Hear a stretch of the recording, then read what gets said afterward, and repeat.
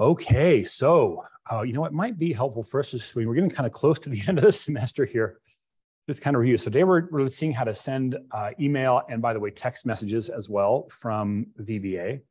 Next time we get together, we'll be seeing how to create custom ribbons. So you know how, like, when you do a homework assignment, there's a ribbon that comes automatically with that workbook. So how to build a workbook modification, or a ribbon modification into a workbook. And by the way, also how to create an add-in. So what's an add-in? Just like installable code that someone could say, here's a tool that I've written in VBA, you might be able to like it. How can you do that as well? And it's really simple because it's just VBA and you'll see how to do that. Okay, then this Saturday, I'll be thrilled to have you and a guest come by my home between noon and 2 and just have some pizza from the wood-fired oven. So how many of you are thinking, hey, you're not making a commitment to me at this point, but just by a show of hands, some of you are thinking, yeah, you know, I think I might do that Saturday. Okay, good. So I don't have all that much parking, so if you can carpool, that'd be great. If not, there's like I'm right across the street from Provo College, so kind of park in the college parking lot and then walk up. And then we're going to see how to automate Solver a week from today, and then our last day of class, we'll be automating. I shouldn't say automating VBA; I should say automating Excel with Power Automate. How many of you have ever used Power Automate? So just like one of you. I've never used Power Automate either. EX, whoops. So I have to learn this before we get together on the last day of class. But I understand that we can do a lot of the stuff that we might be able to do with VBA, we can do with Power Automate. And it was stuff then that would be just a different approach to automate. And since this class is not a VBA class, it's a class about spreadsheet automation, I should at least expose you to that. Okay. And then final exam will be available anytime during the final exam period. So we have a few files to download, actually a couple files to download today. So go ahead and download the XLSM file. It's got some code in it that we'll need. And then we've got this email message. When you click on that, it's probably just going to open in your browser. So when you get there, like right click and do save as or hit Control S or something, and that'll let you download that file. And just make sure that gets saved in the same location as where the workbook is, because the code's going to assume that it's in the same path.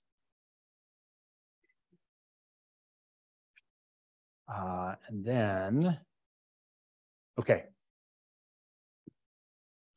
So yeah, so the whole point for today is to see how to have VBA send an email on behalf of us. And we're going to use Gmail. It turns out, you know, I know all the information to be able to do this, like with your university account. We could send this email as your .byu.edu account as well. But I think you'll get more general utility out of the Gmail account because, you know, once you're gone from the university, you won't be able to do that anymore. So we've got to do a little bit of configuration on our Google account to be able to do this.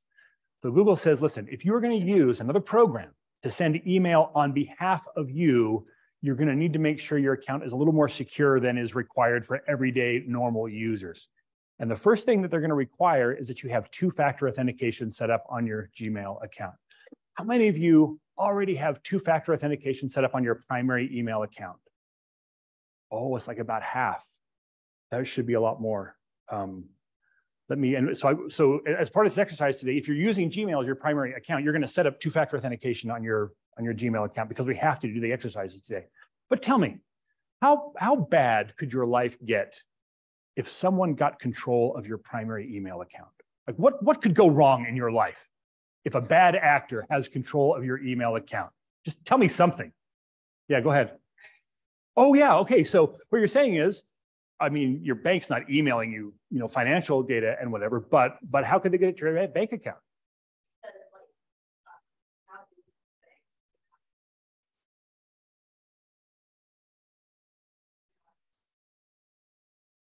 That's right. So yeah, not only could they reset your bank account, but they could tell that you have interacted with that bank over your email. They can look at your email. They can find out all the accounts you have. And then they can reset the passwords to all of them. So not only could they get access to them, but they could lock you out. Who has ever had to try to like contact a human at Google to try to say, listen, something's happened and someone has control of my account. I need control of my account back. Has that happened to anyone here? That's happened to you? How long did it take to actually get it restored? You gave up? Yeah, it's next to impossible. And so if the only thing standing between the world of evil and your email account is a password, that's a really dangerous place to be. Just because you might think, oh, my password's really good, no one's going to guess it. People who study passwords are like, oh yeah, we can guess your password. Now, of course, if you're using a password manager, that's going to be a little bit better.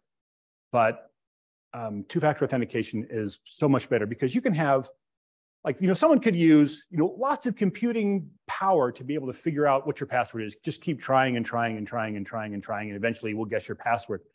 But if once they guess your password, they also have to have access to your cell phone, that's a different game altogether. And so that's the idea of two-factor authentication. Even if someone can get a hold of your password, we're going to do something else to require, some other device. And so let's go ahead and do that first. So I'm going to go ahead and click. That's like the first step that we have here. So let me click on this link here for Google App Passwords. And we'll talk about what an app password is here in just a minute. But to be able to do this, we're going to have two-step verification turned on. That's what Google calls, what the rest of the world calls two-factor authentication. They call it two-step verification. So I'm going to click on that. And that'll take me to a screen here. Turn on two-step verification. Open your Google account. Okay, I'll click on that. I'll click on all kinds of stuff here today. We're going to come down here to where it says security. And somewhere here, here it is, two-step verification. So come here where it says two-step verification. It's going to actually make sure that I am who I say I am. And then right now I've got it turned on. So just be a button here that says turn on. When you turn on, I think they're going to have, there's a couple of options that you can choose, but if you want to follow along with today's examples, you're going to need a Gmail account that you have turned on two-factor authentication to. I don't want to turn this off because I don't really remember what I have to do to turn it back on. But is there anyone who's turning it on right now and you can kind of just tell us, is this easy? Is it going well for you? Yeah, so you just turned it on. What did you have to do? Okay, so you put your telephone number in and it will send you a text. So now anytime you log in, it's going to say, let me prove that you are who you say you are. It'll send you a text and then you enter the code. There are some ways that are simpler than using a text message if you take the time to set them up. Question, yeah. So I don't know how extensive this is going to be. Do you recommend using our primary email account for this activity? Or is it... Primary email account. So the question is, how involved is this going to be? Should I use my primary email account or a different one? I think you're fine using your primary email account. I mean, it has the benefit of, if you're as lazy as I am, once you have this set up, you'll be like, I don't know how to turn it off. I'm just going to leave it on. And that's a good place to be there. By the way, turning it off is just as easy as coming and finding this button, clicking it to turn off. But yeah, I think your primary email account would be fine. Other questions? Okay. Once I have two-factor verification on, let me come back to this app passwords. I'm kind of lost. Hold on a second. I'm going to come back to I'm going to come back here and follow the app passwords, Google app passwords. Now, the second thing they're saying is that, listen, if you're going to be using a different application to be authenticating, so you're not coming through the normal Google login infrastructure, you're going to use a different application. Google's going to say a couple of things. They're going to say, listen, whatever it is, it's not as secure as what we're doing at Google. And so we think it's more risky. And number two, we really don't want you to get in the habit of using that primary password in other places. And so they say you cannot authenticate using your real password. And so that's what this idea of an app password is. This says, listen, we're going to create another password that will work for your account that is just to be able to use with a particular application. That's kind of nice. Because now what you can say is, I use the password that I normally use to log in with Google, but now I have another account that I can use to authenticate with another password that I can use to authenticate with my same Gmail account.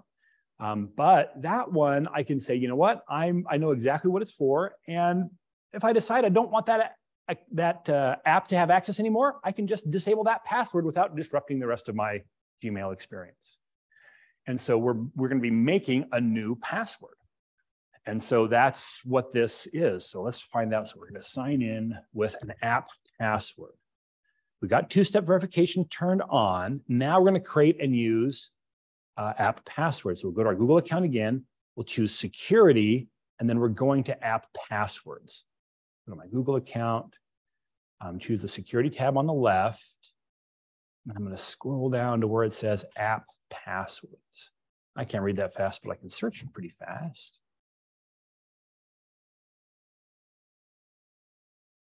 Password. Why have I lost where the app password is? Sign in. Password. Well, there's a page telling me what to do. Under signing into Google.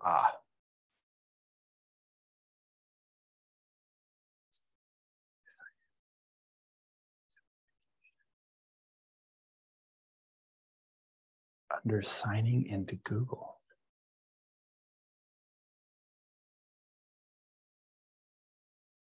Devices, your Androids. I did this recently. Oh, here it is. I just didn't go down far enough. Signing in with Google. Signing into other sites. Signing in with Google. Oh, maybe it was underneath that.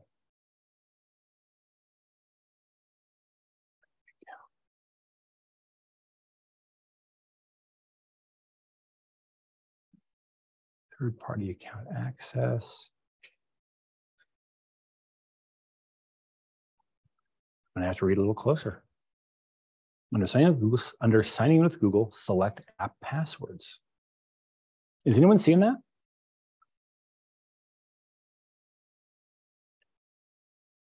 Cross-account protection. Go back.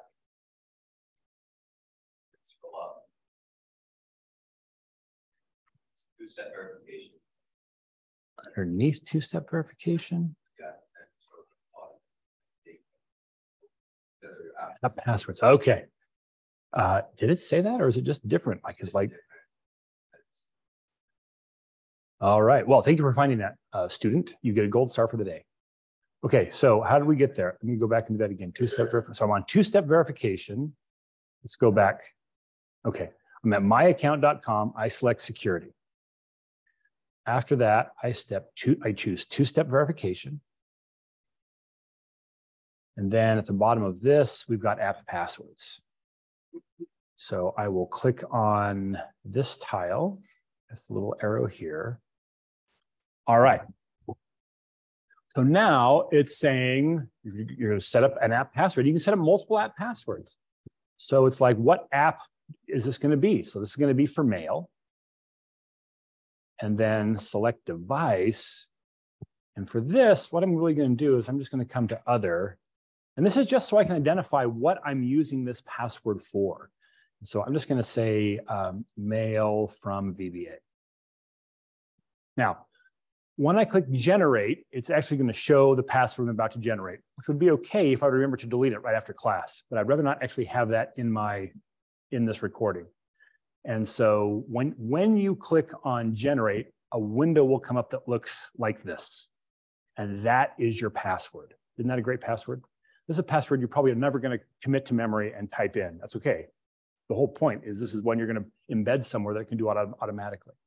So go ahead and click generate. Well, things have changed. I hope it does still look like this. Does it look like this when you hit generate? And I think you just highlight that and copy it, which I'm going to do off screen so I can get my password generated. So I'll hit generate. And then I'll just highlight those and copy. And then say done. And so now we can see I've got mail from VBA created at 2:22 and has never been used. I can create another one if I want to, but that's the one I'm after. So I've copied that. It's probably a really good idea for me to paste that somewhere that I won't lose it, because once there's no way for me to recover that password. Like I can't come back in here and list that password so I can copy it again. I would have to generate another one and then wherever that password is being used, it would now be dead. Well, I guess I could have more than one going, but I'm just going to paste it into Notepad so that I can copy it later in life. And when I say later in life, I mean a few minutes later in life. I've got my password now off screen. Okay, so I think we've got our Google accounts now configured, two-factor authentication, and our app password set up. So I think I'm ready now to come into my Excel workbook. So I'll close this. I thought I had already opened that, but I guess I hadn't. So I've got send mail, send Gmail. I've already named it for this semester, but it should be the file that we downloaded. It should look like this. Of course, you'll have to enable content. I think I already did. I went and unblocked the code so my VBA would work in there. So here's the setting for today. It's, imagine that you have gotten an internship at the National Highway Transportation Safety Bureau. And they have assigned you like a particular segment of their complaints to be able to deal with. So you've been given a bunch of complaints that were sent into the Bureau about the anti-lock brake system. So here's a particular person who's complained, Sharon Schindel. There's a lot of consonants in the beginning of that name. Schindel. Anyway, Sharon from Louisville, Ohio, in 2019, sent in a complaint. And here's a summary of the complaint: ABS brakes. When applying the brakes in normal condition, the pedal went to the floor, and the brakes failed to stop the vehicle, causing 3 accidents. Sharon, after the first accident, stop driving that vehicle until you figure it out and get it fixed. I don't know, that's strange. I guess the first couple of accidents weren't that severe. Who's the next person? Brakes malfunctioned at low speed, strong vibration from brakes, but could not completely stop. Ran into another car, created car damage and body injury. Ugh. Okay, so you've been assigned these cases, and like the National Highway Transportation Safety Bureau is, like thinking about doing a recall on one or more of these manufacturers. And so your job is to reach out and contact all these people. So how hard is it going to be to contact these people by email? What would you think? Is that going to be easy or tough? Why is it going to be tough? It's pretty easy to send an email, but yeah, there's all kinds of spam filters you're going to have to get through. And then plus, like if I get an email and it's not to me individually, it's like to me and a bunch of other people, what do I think? That email probably isn't really to me anyway. And so the likelihood of me actually reading it kind of goes down by everything. So what we're going to do is, rather than just send an email to all these people at once, like with blind carbon copy, we're going to send individual email. And we're going to customize that message, the subject, to say a problem with your, what was Sharon? A problem with your 2018 Chevy Silverado. I drive a 1999 Ford F-350 crew cab long bed. It is a huge vehicle. And if I had an email that said problem with your 1999 F-350 or Ford F-350, I would think that's someone who has more information than a normal spammer would have. That's at least going to get me to think hard about opening the email. I probably would open that email. So that's what we're going to do. So we're going to try to customize these emails. Hopefully, that it's not just a blanket, blind carbon copy that'll help us get past some of the spam, and then get past the machine spam filters, which I don't really have any great secrets to do, but to help get past the human spam filter and actually decide to open that message. All right, and so we are taking that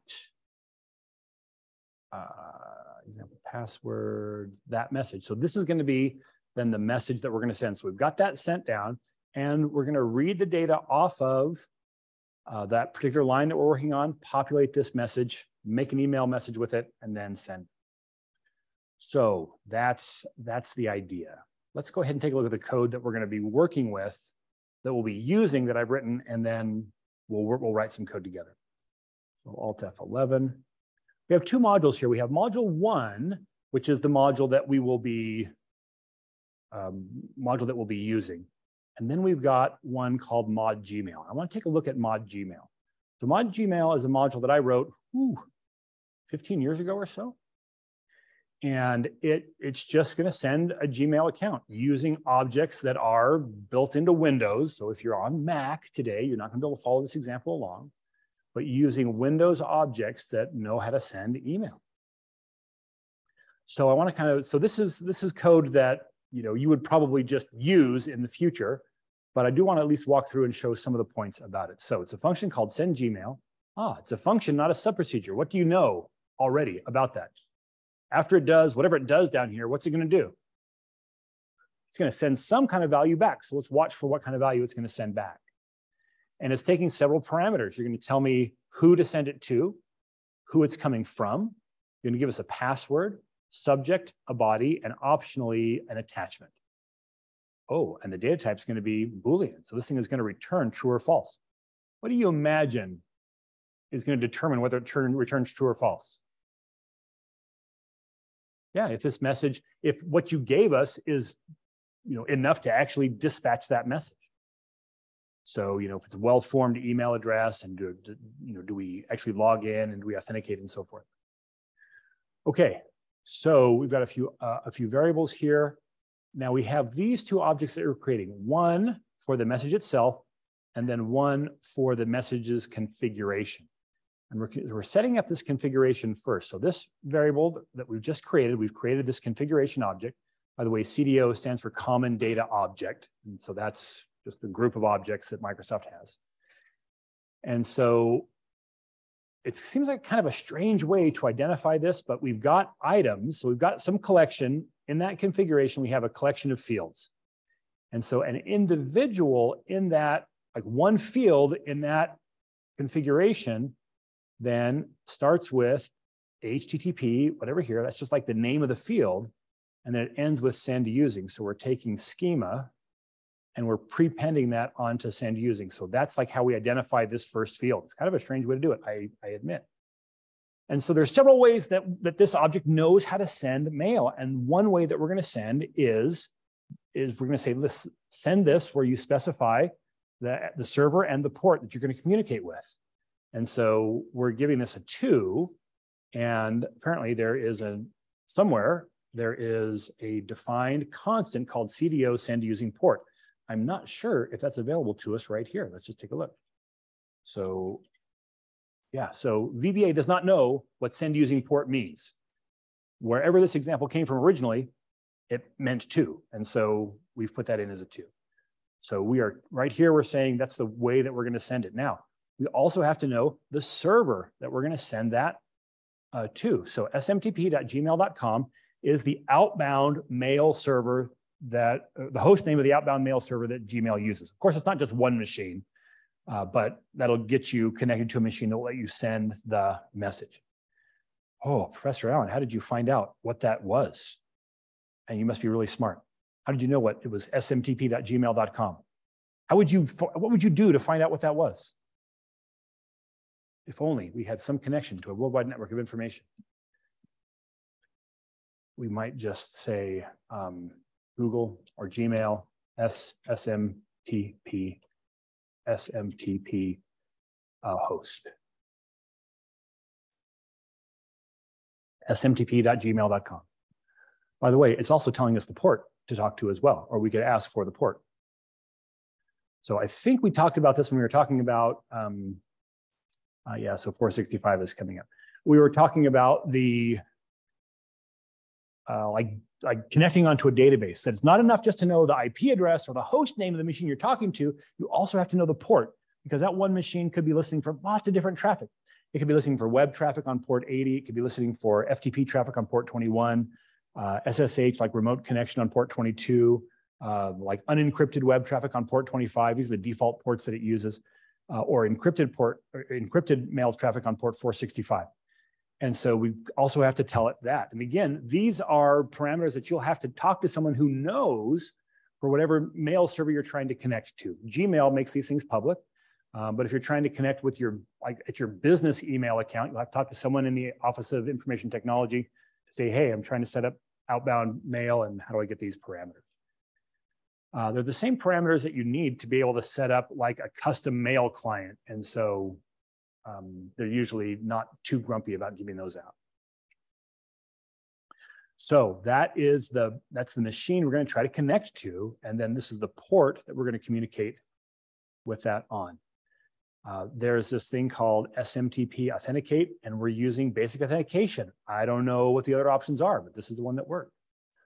We're going to say, who is this coming from? And that is whoever we are passing in as who it's from. We are going to use the password that we passed in to authenticate. And we're going to tell it to use a secure socket layer, meaning that the traffic between my computer and that mail server is going to be encrypted. So if there's some other machine that's helping to route the traffic between me and the Gmail server, which there will be, then they won't be able to tell anything about the messages that I'm sending. So this is configuring then that connection to be able to send the message. So now we're going to send the message. We're going to get the message set up. So the message object has a property called to. That's who we're sending it to.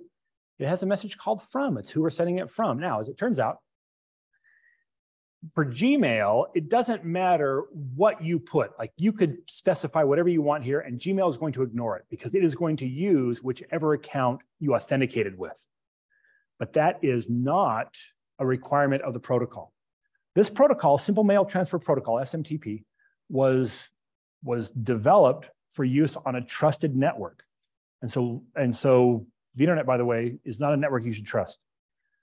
So it's a protocol that is the standard, but there are some issues with it. And so it used to be that you could just send a message without authenticating. And so you would have to tell it, who is this message coming from? And there was no way for the protocol to know that it's coming from who you really said it was coming from. Have you ever gotten an email from someone that said it was from someone, and when you talk to them about it, they're all, I never sent that. And just raise your hands. That's happened. Oh, wow, it's like less than 10% of this class. 10 years ago, it was half the class was experiencing that. So I guess we've gotten better at being able to prevent these kinds of things from happening. And back in the early days of Gmail, like in the late 1990s,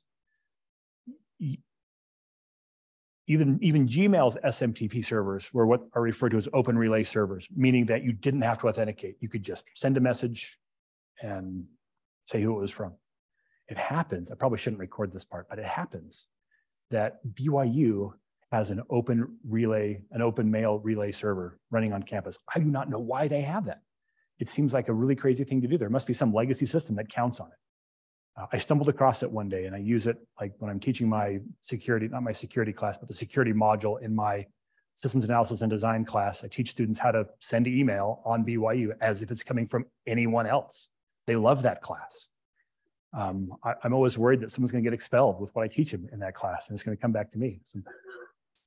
Anyway, so even though you can specify who it's from, when you're talking to Gmail, it will ignore that. You specify the subject, you specify the body, and there's two different bodies that you can send, and you can send them both. So you can send a text body, which is what we'll be doing, or you can send an HTML body. So like, tags and like kind of whole HTML. And then depending on the capability of the mail program, if it can read HTML and render it, that's what it'll show. If it can't, it will show the text. What does it mean if someone's using an email client that can't read HTML?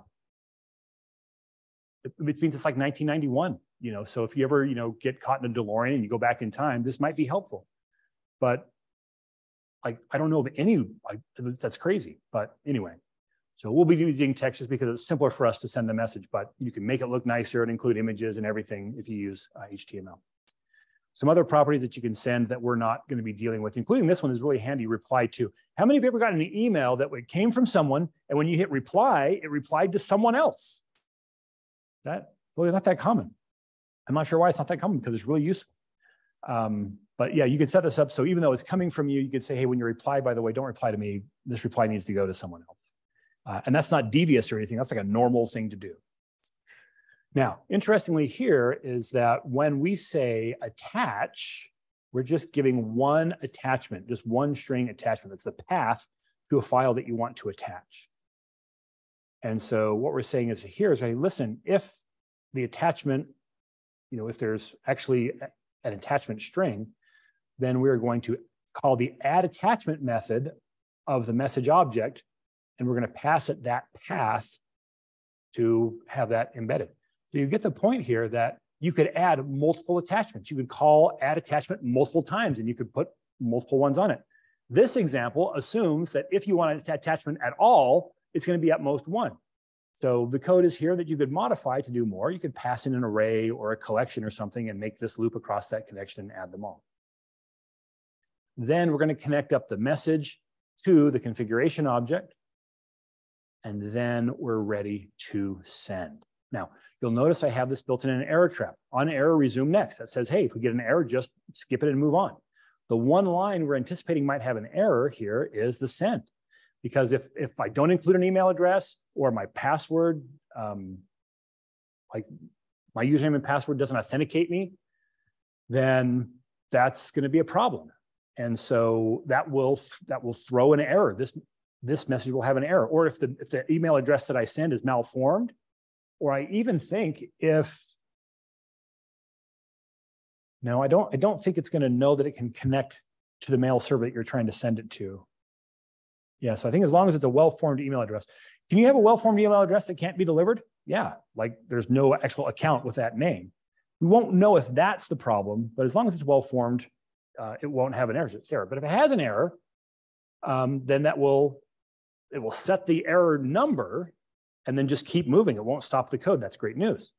And so we're going to say, listen, if error number is 0, what does it mean if error number is 0?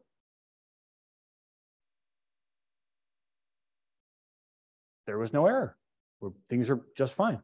So what are we going to do? We're going to set the return value of this function to true. So we're going to send back true if when we hit send, there's no error. But if it's anything besides that, we are going to send back false. So our code that called this will know that message did not get sent. And we're going to print into the immediate window the time, problem sending this message and the number, and some information about which one didn't get sent.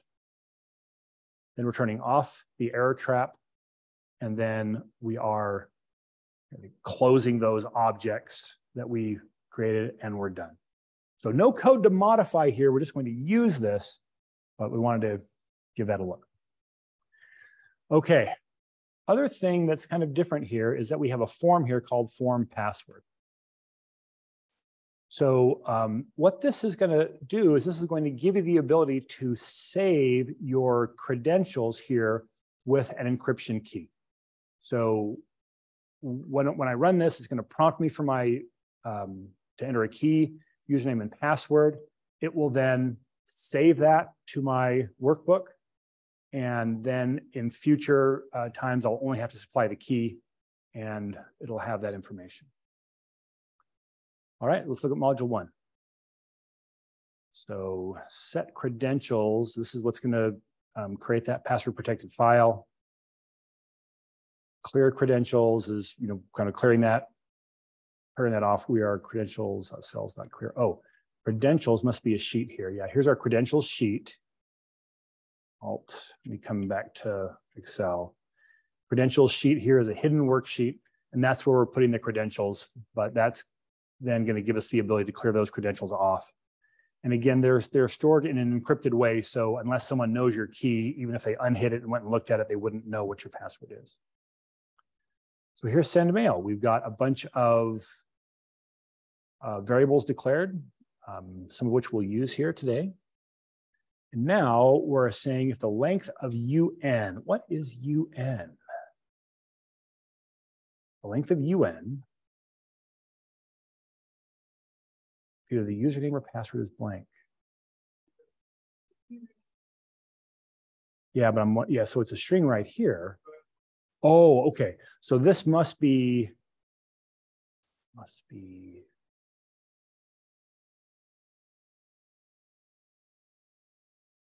Yeah, it seems to me it's critical. Oh, okay. So it's going to, even though it's not, I was expecting maybe those should have been module level variables, but it's going to get them from the credentials. Okay, let's just go ahead and see if this whole credential part is actually set up to go. I'm going to go ahead and hit the breakpoint here, and I will run this send mail. So I will step with Shift F8.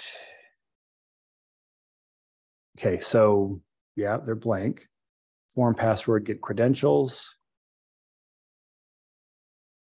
So I must actually have some credentials in there. I hope they're not my credentials. Oh, I guess it won't matter because it was probably my password, it was my app password from long ago. So what this is saying is it's saying, hey, I recognize that you've got some credentials here. So just give us the key to unlock them. I'm going to cancel that. I'll stop this. And let's go ahead and clear those credentials just by running clear credentials. Credentials have been cleared. So I've run my cleared credentials method. And now I think it's going to give me a more proper username here, or ability to put my username and password in. So F8, there we go. So now it's saying, all right, we're going to go ahead and give ourselves a key. Whatever key I put in here is what I'll have to supply in the future to unlock those credentials. And so just put in a key, username, my Gmail account username, and password. This then is that app password. So I'm going to go find where I copy that app password. I'm going to paste in the app password. And so when I say OK, then that should have written into my credentials sheet. And let's see what it does. F8. It's now reading the username and password from that form. And let's just see if we got it. I'm going to go ahead and print my username. And so it's got that. We'll assume that it's got the password as well. And so this really isn't about managing the password and doing the encryption. So I've given you that code. And so from here, we're going to write the code to send these email messages. And we got about a half hour to do it. I think we can do it in a half hour. All right. Any questions or anyone not getting that to work that would like a little help to get there? All right. So we've got the username and password, and we're ready to send the message.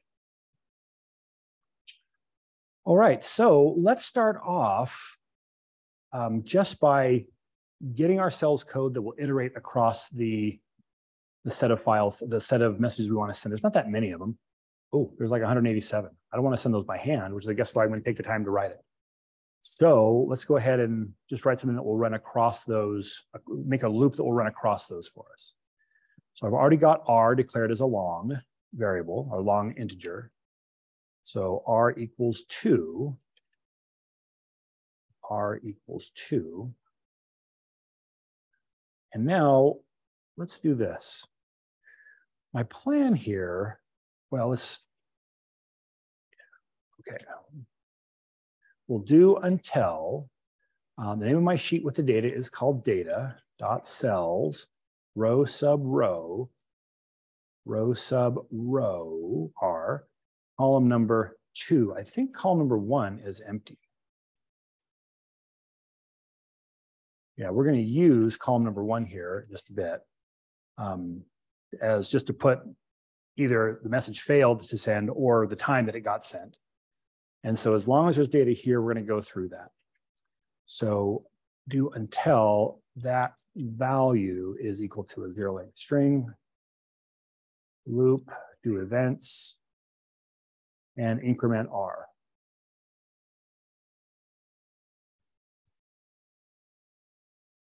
Let's go ahead and print. Maybe I'll print the first name of the person I'm sending the message to, just to make sure I've got this loop set up correctly, and that's going to be column D, so we'll make that a 4. So now we haven't done anything fantastic here, but it should scroll off those. I really just cleared when I run the wrong one. Sent me like unexpected. Try that again. It's going to ask me for my stuff. We'll say okay. Okay, it's gone through then and printed off all those names.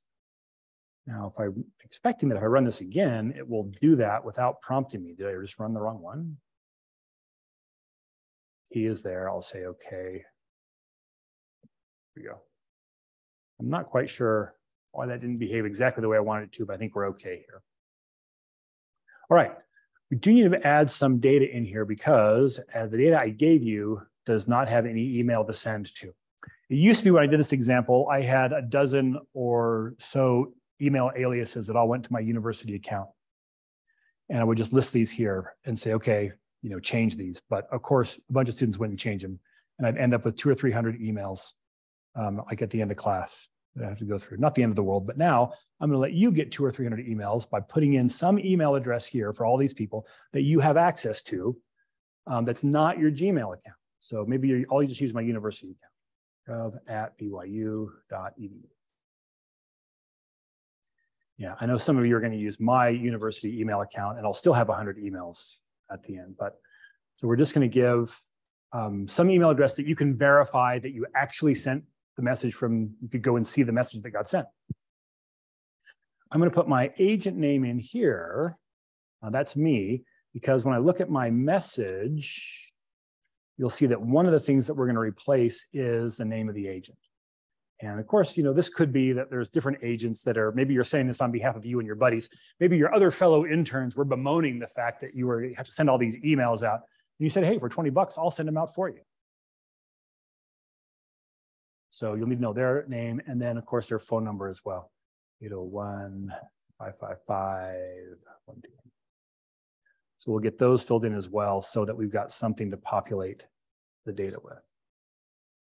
Okay, so now the process needs to be is that we've got to open up that template file. And then for the row that we're on, we need to figure out to plug in all of the, to substitute all the tags. So let's start by opening that file. So I've got something called message here.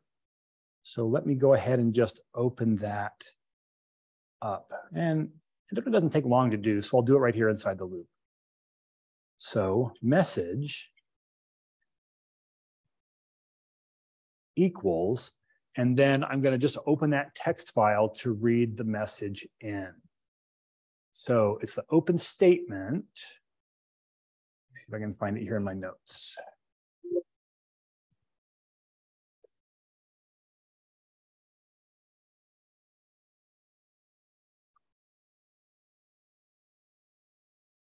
Oh, here it is, open. Okay. Let me open it before we do the message. So open, and then we need the path to that file. So that's this workbook, .path, concatenated with the path separator, concatenated with the name of that file. And that file name is sitting right here. So the idea is that you may have different message templates that you want to use depending on some other characteristic of the line. And this, could be some kind of a VLOOKUP formula that says, oh, when this is the state of Ohio, we use a different message than when it's the state of Nevada. And so that could be pulling in a different message here. So we're going to be reading this off of column 2. And so we're saying in this workbook, / and then whatever is in column 2 of our worksheet on the current row. We're going to open that for input as number 1. You go ahead and put close number 1 down here. And then here, we're going to say message equals, and we're going to use the input function. We haven't used this one before. One we used before was line input, and that would read one line at a time. This is a small file. We're going to read the whole thing in. So input says, great, you want to read something from a file. You got to know how many characters to read. I'm going to read 20 characters from file number 1. Now, this says a particular number of characters, and I want all the characters. The trouble is, I don't know how many characters there are. Fortunately, there's a function that will tell me how many characters there are. It is called length of file, LOF. And then I put the file number I'm interested in knowing inside those parentheses. And so this will read the whole text of that file and return it so that I can have that in the variable. Then we close the message. And so now we've got the message that we're ready to start working with. So now what I'd like to do is I'd like to say this. Listen, I've got all these different fields that are potential things that I might want to be able to fill in. And so I want to be able to fill in the first name. And so, oh, actually it says first name, not F name. I think the rest of these are okay. Model year, make, and model name. Are those all here? Yeah, model name, model year, make. Somehow I didn't quite get the right one here. So let's just change this to say first name. I think it'll be easier to change the sheet than editing that file. So I'm going to change that to say first name. So I'm going to use all of these headers as, I'm just going to assume that each one could potentially be a tag that's in the file that I'm trying to replace. So we're writing this kind of as a general tool to be able to work with any set of data that we put in here and any message that might be configured. So I'm going to make a loop that's going to loop starting in column C, and it's just going to continue to go across this row, trying to fill in those parameters until we run out of columns. So let's make another loop. Now I think I've got already a C declared. So after I've got my file open, fill in the parameters or the tags. So I'm going to say C equals 3 and then do until row number 1, column number C dot value is equal to blank. So now we're going to be going across that first column on that first row. Well, inside here, we're going to do events, and we're going to increment C.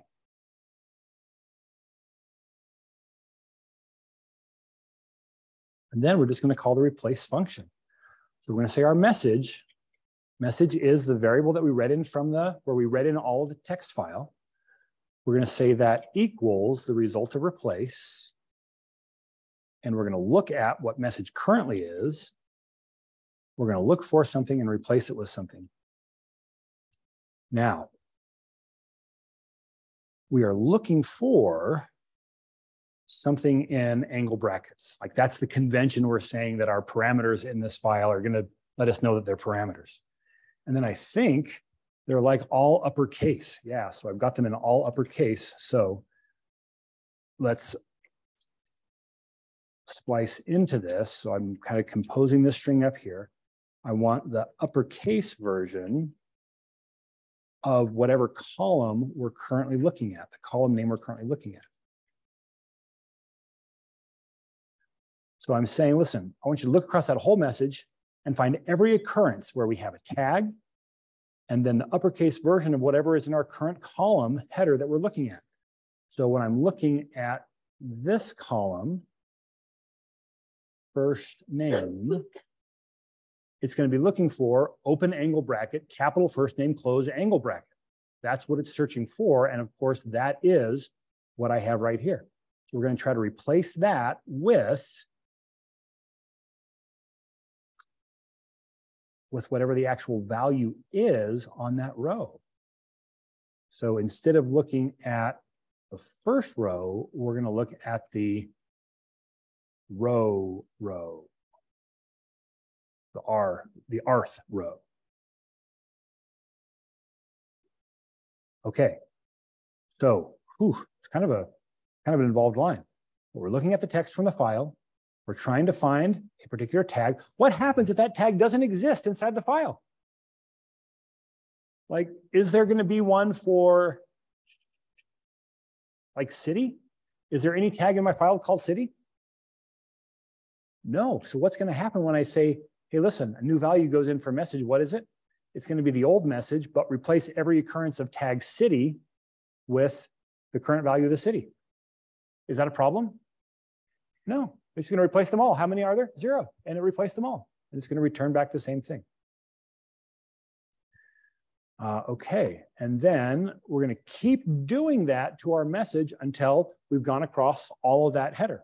So as long as my tag is properly formatted according to one of my headers, it should replace that out. Let me go ahead and hit stop here so I can take a look at what that message is, and I'll go ahead and run. F5 to run. I'll say okay. File not found. So let me see what I actually tried to open. Oh, maybe I didn't save it. It's exactly where I expected to be for it to be. And I just never downloaded it. I told you guys to do it. It's like do as I say, not as I do. Oh, it's right here. Control S, downloads, email message, save. All right, we'll run that again. So now it finds that file, and I should be able to look at message. And yeah, so here's my message. Problem with your 2018 Chevrolet Silverado. Dear Sharon, when I heard about the trouble you had with your 2018 Chevrolet Silverado, I was deeply troubled.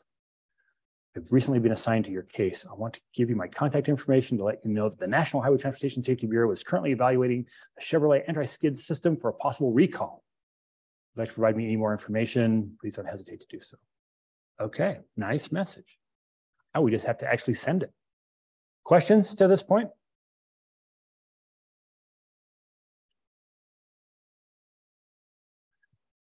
All right. So I think like at this point, I'm ready to do it. So let's, okay, so here's the first thing. This is one file, but you'll notice that I've put like the message, like the subject line is just the first line of this file. So I'm going to start by separating this out now into a subject and then the rest of the message. So at this point, I should be all, and the reason I'm doing those together is because treating them together lets me like fill in the parameters all at once. So that's nice, even though it's kind of a little bit of a hassle to separate this out. Still, I think it's a pretty good way to do it. Let me do this. We've got a variable up there called position, POS. And so let's look for the first return character. So is the in string looking at my message, looking for something, no, I'm sorry, in string starting at the first character, looking at my message and looking for the end of line character. That's how it knows it's the end of the line, is that there's that non-printable character. It's actually, in Windows, it's a 2-character sequence. It's character number 13 followed by character number 10. In Mac, it's just one of those. It's either 13 or 10. I don't remember which one it is in Mac. It's one of those. But it should be, let's see. I think it's probably going to be the same because that file has it in whether you're on Mac or not because you downloaded that file. So why don't we do it this way? There's a couple ways that we can go after that. So one would be to say, we can refer to the constant called VB new line. Comment this out while I'm working on this. So VB new line. I ask for the length of that. That'll tell me there are 2 characters there. And if I ask for the mid of that, starting at the first character and picking 1 character, that'll just show me the first one. It's a non-printable character, so let me ask for the ASCII value of that. It's character number 13. So it's character number 13 followed by character number 10. So those are the two non-printable characters that are the end of line sequence. One of those is called line feed. There's actually a constant for it, VBLF. And I can never remember which one is the line feed, which one is the carriage return. So it looks like LF is the line feed, so that comes first, and then the second one is CR, carriage return. So the sequence I'm looking for is carriage return is 13. I'm looking for 1310. So it's carriage return line feed. So let's do this. I'm looking for that 2-character sequence, which is VBCR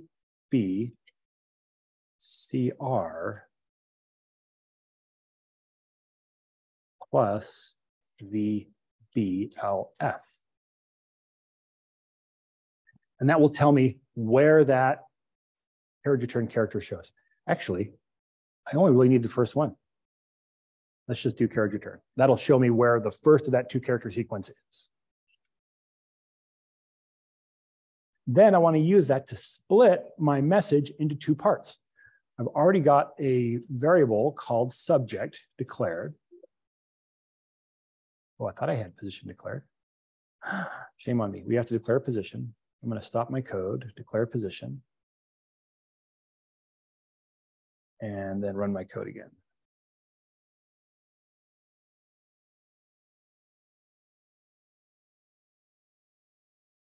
All right, let's see where the position is. Okay, so I found that at 43 characters. That seems about right to get past that subject. So now I want my subject to be equal to the left of the message, my position characters. Now, it found that character at the 43rd character. So if I say take the 43 characters on the left, it's going to take that carriage return as well. So I'm going to subtract 1 off of it. So that should give me the subject without the carriage return.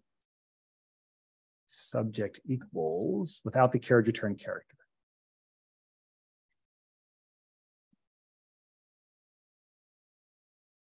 Looks great. And now I think I'm ready to make my message be everything else. So message, I'll change message to be the mid of message, starting at my position. So +1 would be just after that carriage return character that it found, but I know that there's 2 here, so it'll be +2. And that should now give me the message separated out from the subject. Message, dear Sharon, et cetera, et cetera. Okay. So I got the subject, I got the message, I've got my username, I've got my password, which I'm not going to display. And is that everything I need to send? Let's go take a look real quick. Come to my Gmail. To send, I'm sending it, who I'm sending it to. This is an email address that I'm sending it to. I think the rest of these are good. So let's do this. I think I've got a variable called email. Got a variable called email, and let's just do this. Back when we're going through our columns and getting things parameterized, changing the message, let's just check to see if we have found a column called email. Like I could just go pull this off of column number E, but that means the next data set I bring in here, I would have to make sure that email was column number E. I'm scanning across them, so as long as I find one called email, let's just assume that's what the email is. So while we're scanning across, let's do this. Let's say if open to until, sorry, here's the loop that we're scanning across on. Let's say if this use case expression here, if the tag we're looking for is equal to email, then email equals the data on that row.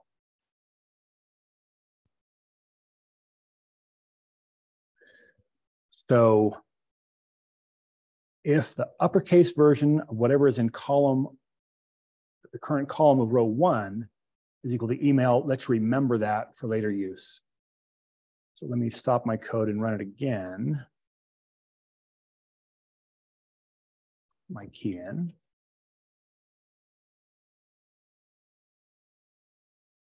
Then hopefully I now have an email address to send to. Okay, So I've got the email, I've got who it's coming from, I got who it's going to, who it's coming from, I got my password, I got my username, I've got my subject, and I got my message. That's everything. So now I think I'm ready to send this message. So let me just go ahead and send it, and then we'll send it simply, and then we'll get a little more sophisticated about it. So let me just say send Gmail. Send Gmail. And I'm going to send it to email.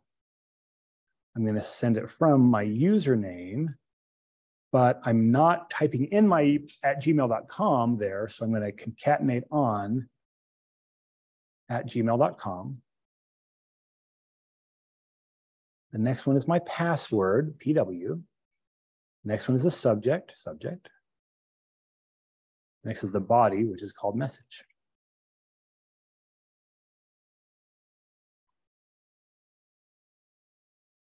And here, that's going to return true or false. Let me just do a debug.print on this so I can see what it returns.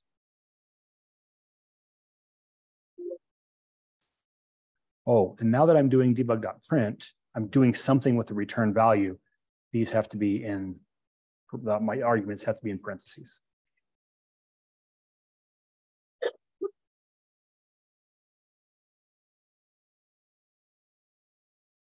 Ooh, message could not be sent.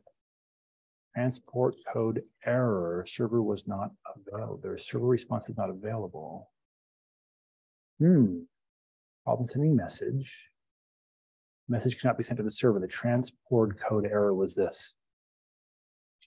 That's not a very helpful message. Let's see what we got here.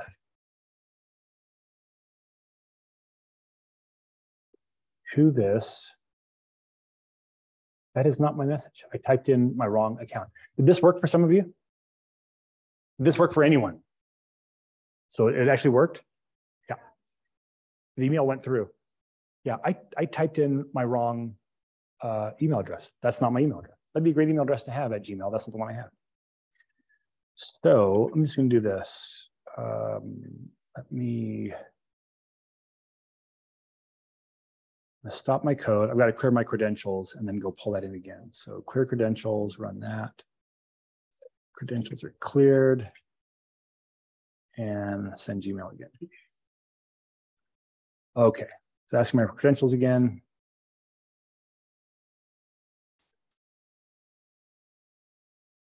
And my app password.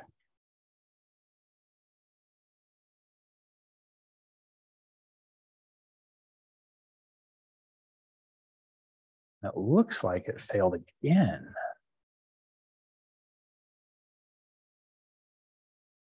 Oh, there you go. That went true that time. Okay, so I should be able to go look at my email and see that email came through.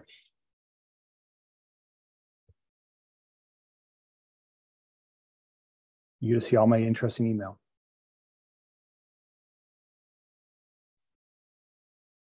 No lying. Did you regret having children? Oh, this is from Cora.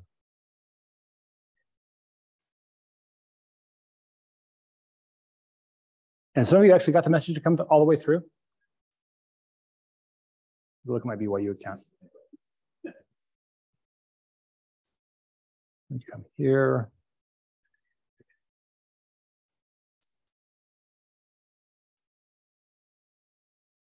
Like the spam filter got it. Let me go see if it shows up in my outbound mail on my Gmail account. Sent. Yeah, so it is showing on my outbound mail. Let me see if the filter got it.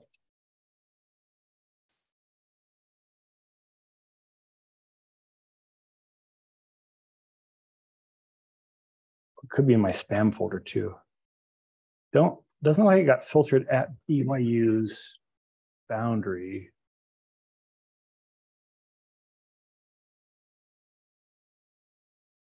Spam. Not there either. I'm not sure where that went, but it sounds like several of you are getting it to go through. That sounds good. Oh, yikes. Okay. So that is then that's that message sending. Let's do this. Let's just put this in an if statement. If this returns true, so if that is true, then we'll do something else, we'll do something else. What are we going to do? We're just going to write into column 1 of our worksheet. If it was true, row R column 1 is just going to equal the current time. Otherwise, we're going to send in that it failed. So that'll run through and either that'll let us know, did it go out or did it fail? And we just want to do one more thing. At the end of this loop, we want this to send us a text message to let us know that it's done. Because it's going to take a little while to send these messages. How long is it going to take? Probably not that long. But if I'm sending, oh, and by the way, I don't think you're allowed to send more than 500 messages a day on Gmail, so it'll restrict you. But let's see how to send a text message. Sending a text message is just like sending an email. In fact, we're going to use the email to text gateway to do that. And so I'm on AT&T, so this is the gateway. So I'm going to try to send a text message to myself, and we'll do it just the same way that we sent the message. So let me copy my message.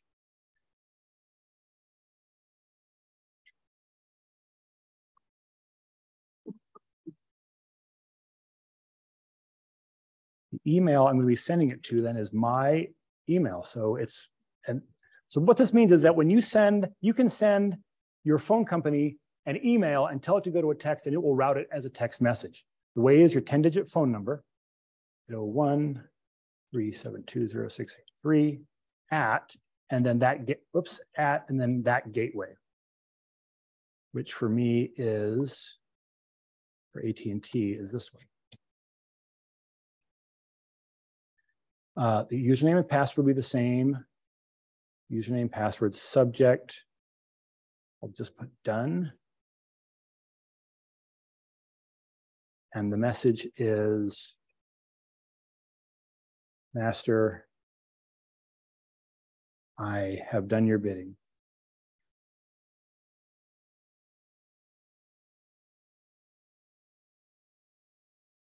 Like my software to have a certain level of deference.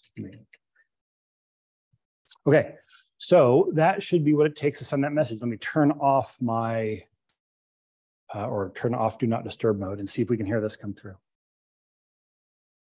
So I'm just going to come here and run that line.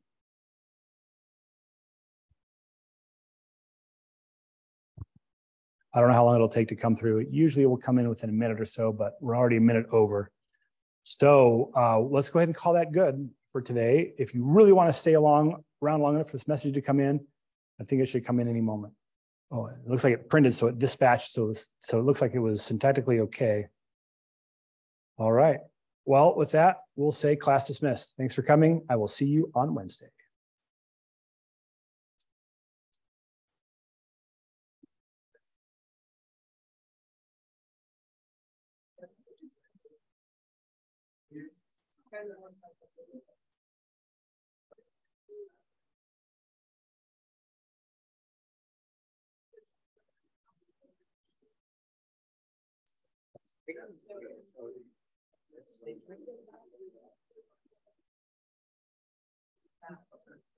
Oh, I got my address wrong.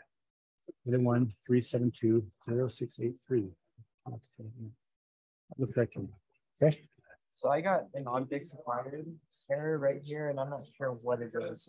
UK side is value.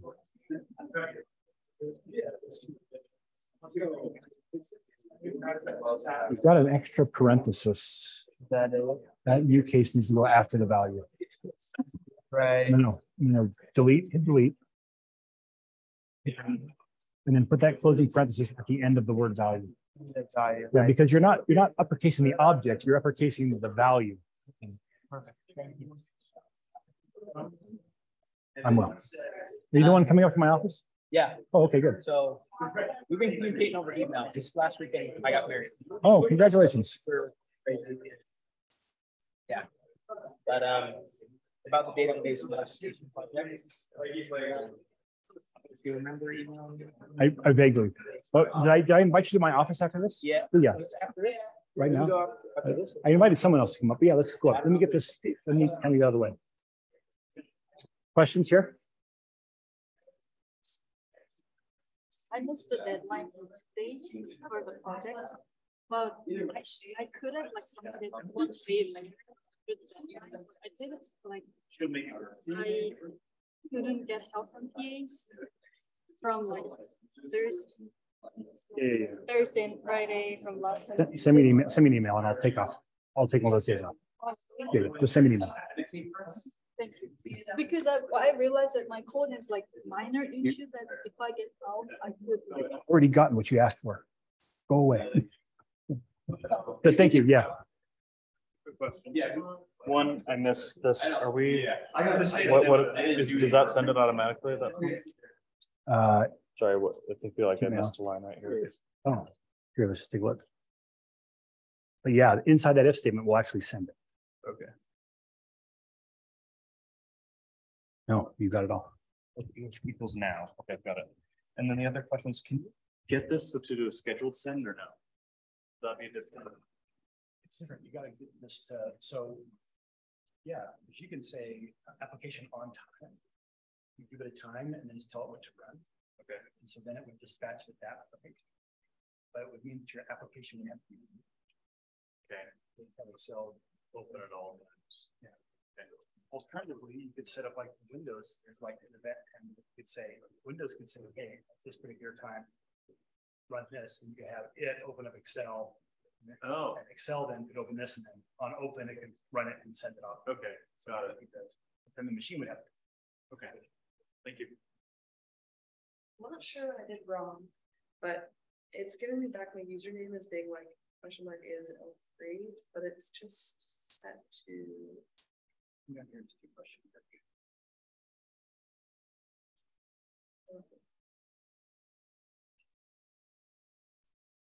Space.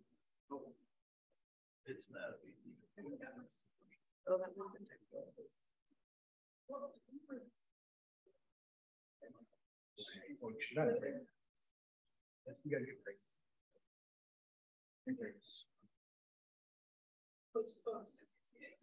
Yeah.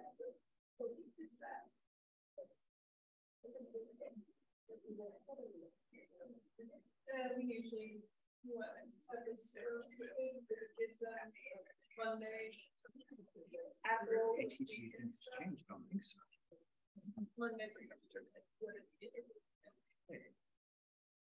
Oh, it's because it is. It's not decrypted. Something's happened. So that your decryption could stop. And go back. Yeah, it's there.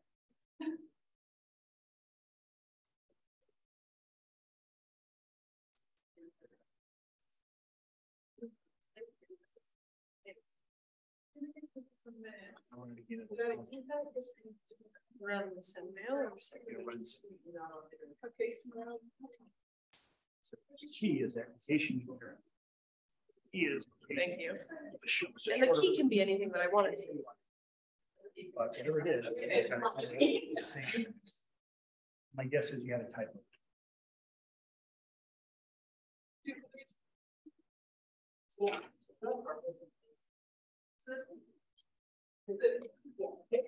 Here comes the barrage. Okay, so I entered that.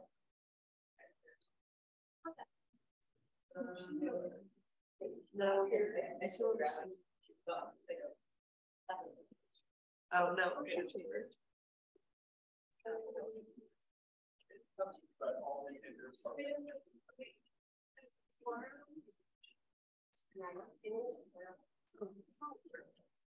have two. So you're sending it to debug that print. And they're sending me in on this.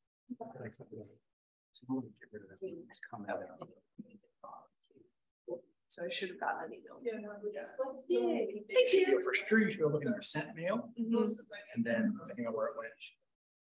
Thank you. Mine never came through. Be quite sure. Answer questions first. I'm getting there. Just a little bit of motion happening in your hand. This is just the part where it's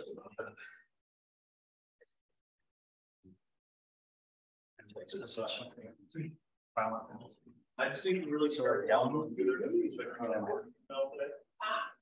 just not sure that's something that happened earlier when I was trying to do. Oh, yeah, if we don't, if the path doesn't start with C pulling back. I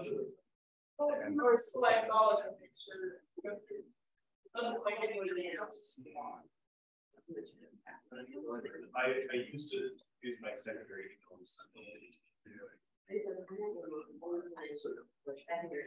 I just gotta save this.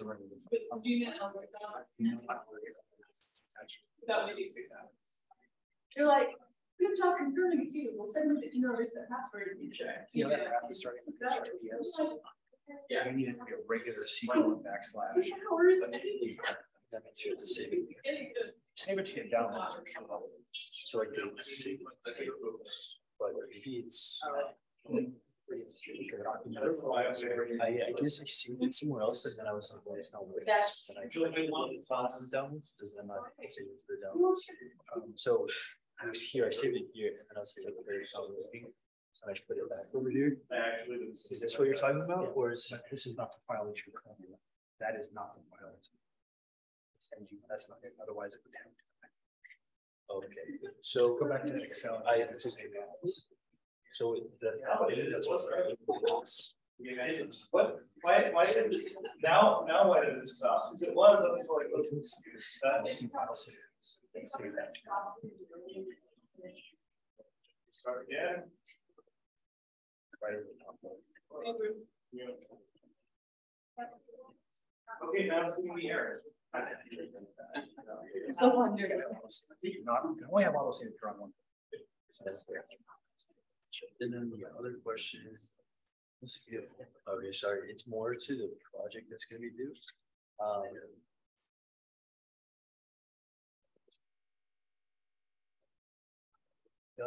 You can start on it.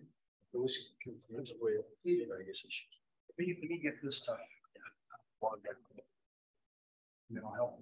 There were some others that were working on this. We'll come back to your project question after we ask the question.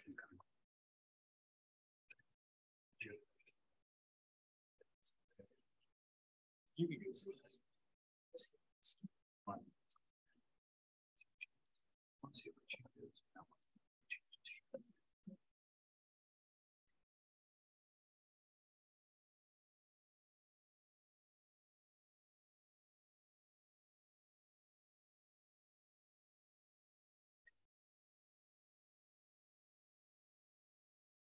Okay, go ahead.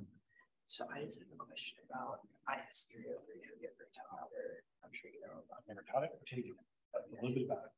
So if I were to take that and spray this class background, is there like correlation? So yeah, it's an introduction to programming class. So like here's a loop. Okay. If here's creating a function, returns value. So you'll have a better background for that class than folks who haven't had another introduction to programming class. Okay. I'm just curious because I was planning on doing finance, but I've loved this class. And then I'm really close at finance when I were trying to finish this. I thought I would give IS3 a try and spray. I was just trying to get it. So the last class you would need to be able to go back and then get it and then do the trigger. And I didn't decide to do this as well. Start that. Yeah, excited. Yeah, I am. Thank you very much. Yeah, gotta tell you, I remember the first time I was doing homework, and I'm like, "This is fun." Yeah, and it was like some database project. I'm like, I should have majored in this. It was an accounting student. It was like too late. Yeah. I've been at the point where I've tried other classes, and I was at night. One night, I was laying in bed trying to go to sleep. I may have even talked to him while we were there, and I was just like, make this look like this way. And it just like, and I tried it. It was really fun to think about. The other thing, here's the other thing that you'll know you belong here if this has ever happened. But it's like 2 o'clock in the morning. You guys can't get up. And then in the morning, either in the morning you wake up and you go, I know how to do it. I can you solved it in your sleep. Yeah. Or like you come back to your phone and you see the problem. I've done that too. I've been showering. Oh, really? Weren't you even thinking about it? Popped in your head? Yeah. Okay. So Thank you. it was sending me messages, and then it started sending me errors saying that it couldn't connect with the server. It started setting me all the accounts. So yeah, at least but now I don't know what the problem is. How many messages do you get? There might even be 69. That's a weird number to stop there. I don't think you can send more than 100 through like an app every day. Oh. So, So maybe just try another day and see if it works. that would be the easiest way for me to get rid of you at the moment. Okay, I'm not sure that's really the right answer.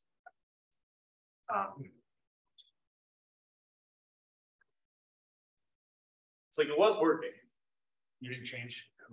Now I closed the lid of my computer and it stopped the initial sending. I opened it up, the error started happening. So I closed everything, reopened it. It's still present. Having issue. And what's the error message? Transport error. Message could not be sent to the server. Check user or password. I mean, Just right there, just question one. Yeah, it's right. For the password, anything. The username is the from. Right. Password, right. Username should, where you are right now. Oh no, this is in username is from. Yeah.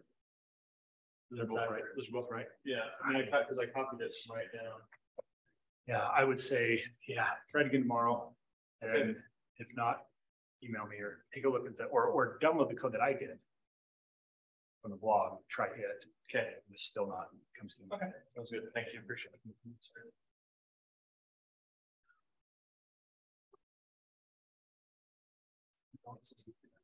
I'll just meet you up at the office. Yeah, 6:30. I'm going there straight away when I'm done. All right, who's next? I'm in the same boat. I was gonna meet you at your office. I have a class at 4 though. I don't know if we'll have time. I think we will. Okay, quickly, and I'm out of here. Okay, quick.